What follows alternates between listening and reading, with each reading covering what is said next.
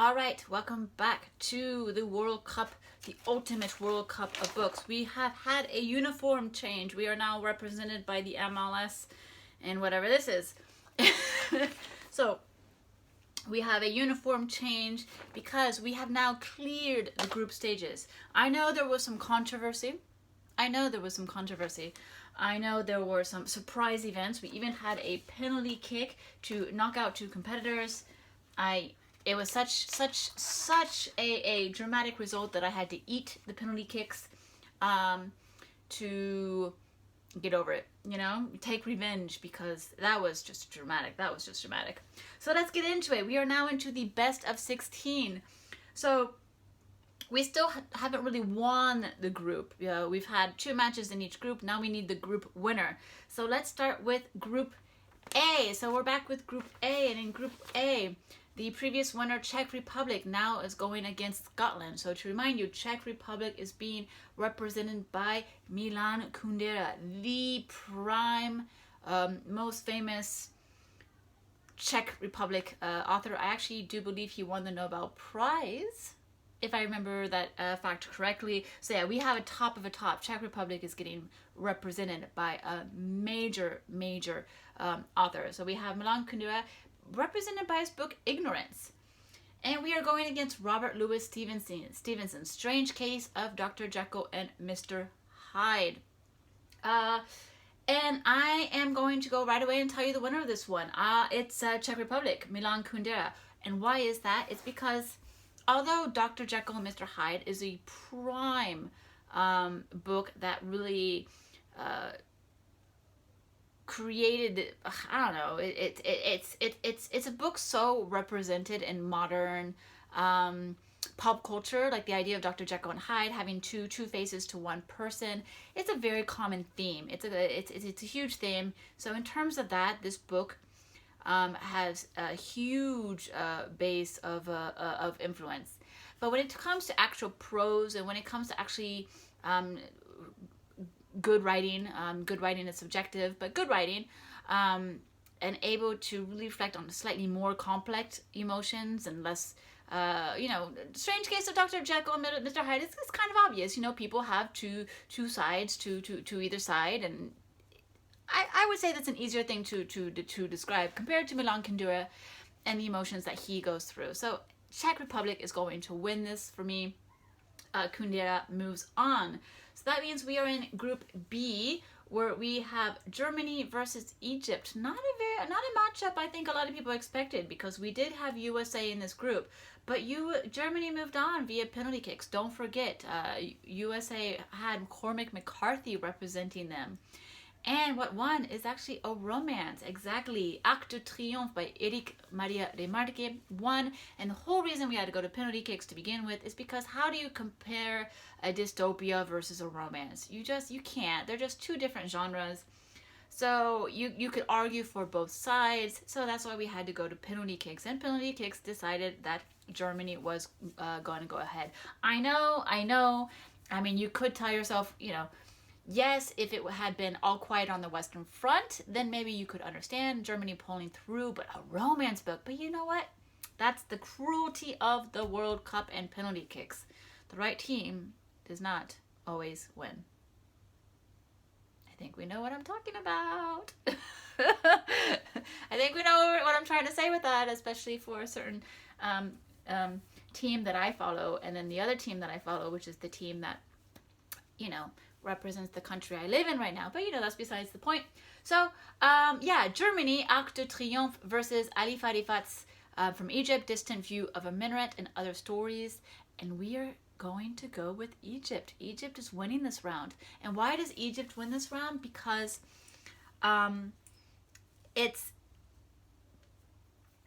a tough read. It's a tough read emotionally. As I mentioned in the group stages, having to deal with the hardships of women in Egypt, brought on by these very patriarchal societies, makes for a very difficult read. It makes for a difficult read. It's not something you're going to enjoy. I was super frustrated. I hated the reading experience, but you're supposed to hate the reading experience because it's such a horrible, horrible thing. Why do women have to go through this?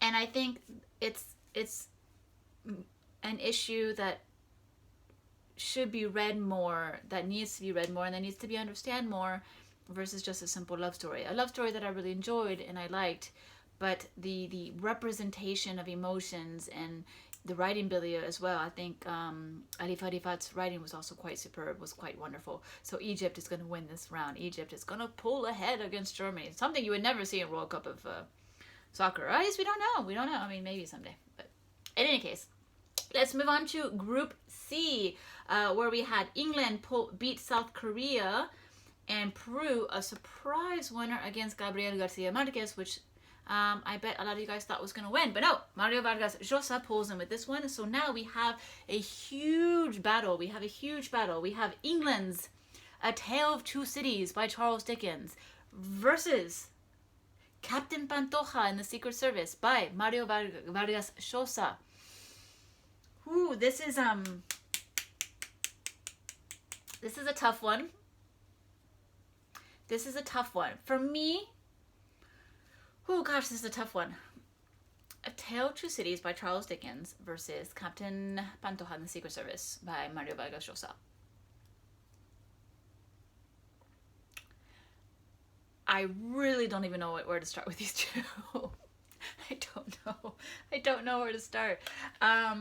These are both must-reads. They're both must-reads. Everyone should read these two books. One has a very dark sense of humor. The other one remains in a very realistic state of mind. The prose on both of them is absolutely amazing.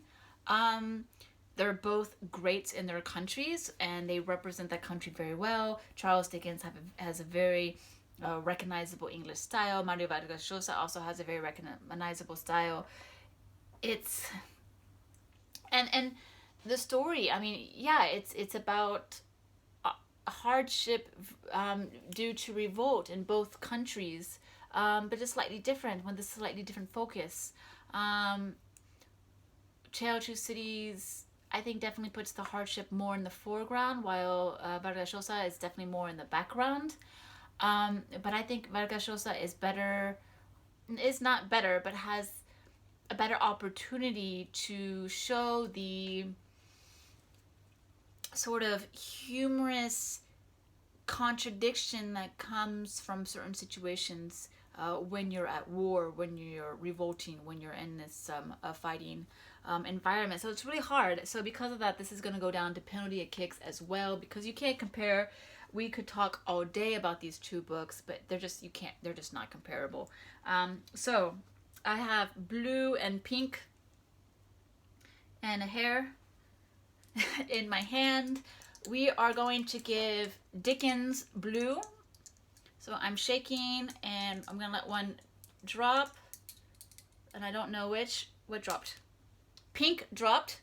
So Vargas Llosa wins and moves on to the next round. Wow, Peru is moving on, beats England. You would not have expected that. You did not expect that. I'm guessing. I know. You did not expect that. So yeah, wow. A Tale of Two Cities moves on. Wow, okay. I'm happy. I love that. Sorry, I missaid that. Captain Pantoja. Oh, I almost tricked myself. Captain Pantoja and the Secret Service moves on. So, wow, yeah. Amazing. All right. Group D, we have Kenya versus Italy. Kenya is being represented by Ngugi wa Thiong'o, one of the most famous Kenyan authors. And they are going against Elena Ferrante's The Lost Daughter. Now, Elena Ferrante is a very recent booktube darling, I feel. Ferrante's book, My Best Friend, is really spreading like fire on booktube. That one I can't say I have read. It's very famous. I know of it. But I've only read The Lost Daughter, and I read that very recently. And Lost Daughter, I appreciated it. I understand where she's going. I think she definitely writes women quite well. Or Ferrante writes women quite well. But in terms of like what is an actual good book, according to me, Ngugi wa Thiong'o, Kenya wins this hands down. I mean, The River Between really discusses an issue so political, so divisive in human society, which is basically religion. How much should we allow foreign religion coming into countries to our original traditions and whatnot? So it's a lot about colonialism. It's a lot the push of religion, the separation of traditional versus modernity. It has really some heavy topics in that book. So for me, Kenya wins hands down, because you can't compare the two. It's just the river between is absolutely beautiful. So, all right, let's move on to the other side. Now we have Spain versus Japan. We need the group winner for E. We have San Manuel Bueno Martir by Unamuno versus The Tao of Genji by Murasaki Shikibu. You have a play that's well known, very famous from Spain, but versus one of the great classic novels of the world from Japan, The Tale of Genji. The Tale of Genji has a huge influence within its own country. San Manuel Bueno Martir has a huge influence within its own country. So it's really hard. But I think the scope of The Tale of Genji for me, the length of Tale of Genji allows you to really go into that world more easily. Yes, it's a little bit frivolous. The stories of Genji can be a little frivolous, but even just the idea of the difficulty in the translation and the story of Genji, of how it's as it's been copied many times throughout the years, you have little changes, so you have to go back to the original, and it was the first woman writing a book, and there's so much that goes behind the Tale of Genji that for me, Tale of Genji wins. Japan is gonna move on this round. Next is a hard one. Okay, Group F. So we had Ireland's The Melmoth the Wanderer win its group against China, and then you had Norway beat Nigeria, and Norway was The Ice Palace by Jorge Vesas, which is a major battle. I don't quite know what to do with these two because they were both amazing. Melmoth the Wanderer, the immortal, the discussion about Catholicism in Spain and the hypocrisy of religion versus the young, innocent relationship of two girls. And this time it's not the cruelty of religion, but it's the cruelty of nature. It's the cruelty of winter that is the great menace in the book, The Ice Palace. They're both beautiful. I would say The Ice Palace from beginning to finish was flawless, while Melmoth the Wanderer kind of wanders at one point. Once, as I mentioned in the group stages, the book is kind of like Russian dolls, where you go in the story of another story of another story of another story, and then you come back. But when you're at the very end of the story, you can almost kind of forget where you were and how did we get here, and why did we come all the way this way. And it totally makes sense once you start going back again, but it can lead to a little bit of maybe reader fatigue, I would say.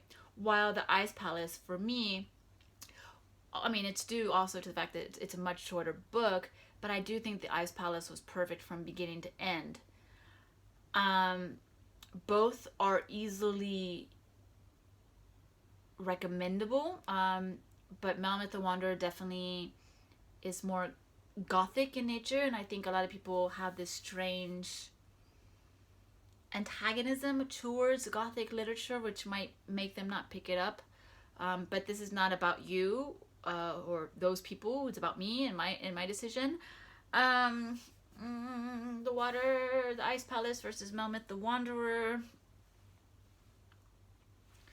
Oh, I don't know where to go with this one. Penalty kicks?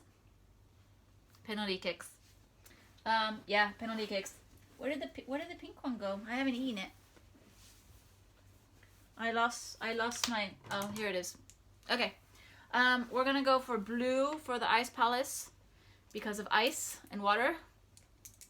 So shake them in my hand. Whichever drops moves on. Blue.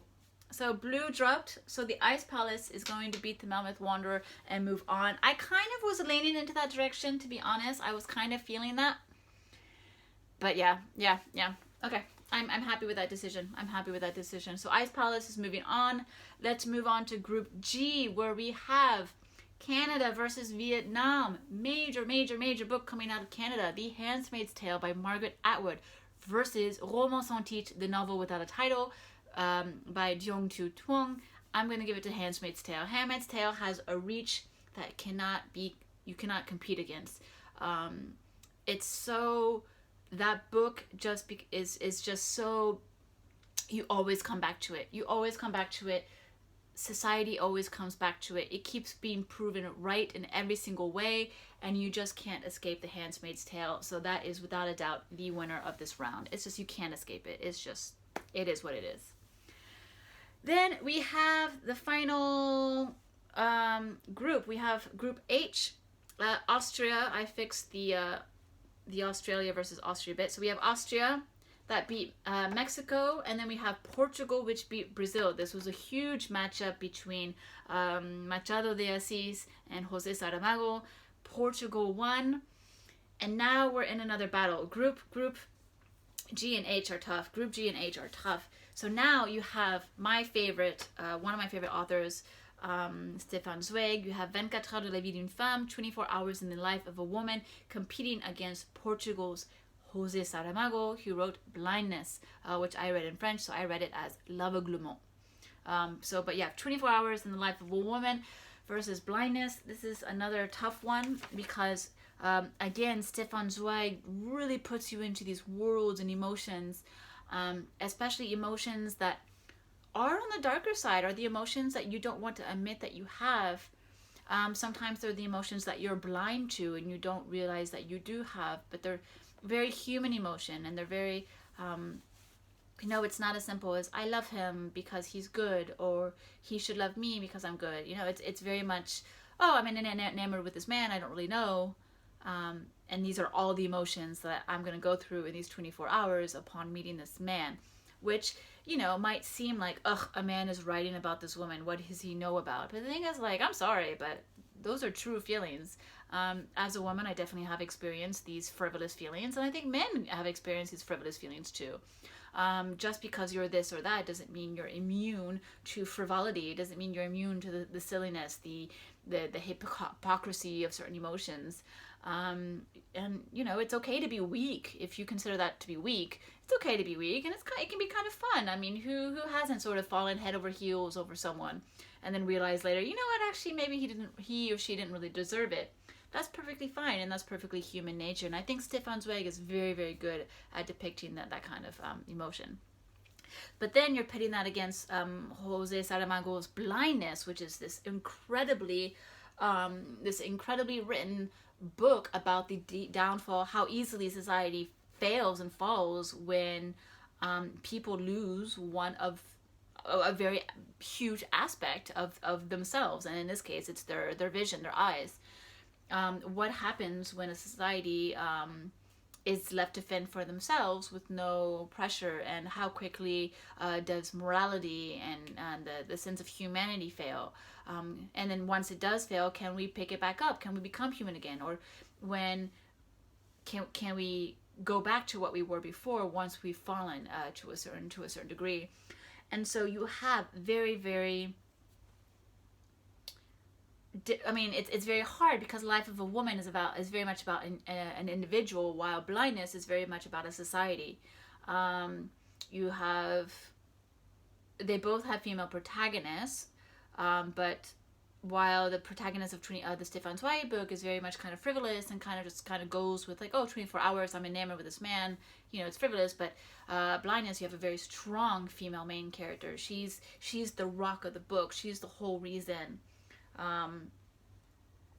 She's the whole reason the book progresses, to be honest. And so it's also, this is a very, very hard choice. I mean, what do you go for? I mean, it could become a question of preference. Do you like dystopia more? Do you like more realistic fiction more?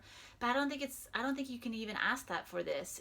They're not comparable, and they're equally as strong, and they very well represent the author, and they very much well represent the story at hand. So I don't think you can really compare these two fairly, which is why we're going to go penalty kicks. we're gonna go to Ability of Kicks because I can't make a decision. So, you know, we're gonna go pink for 24 hours in the life of a woman.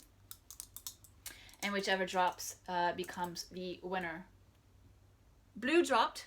So blue dropped. So we are having Portugal move on. We are having Blindness move on. They will be going against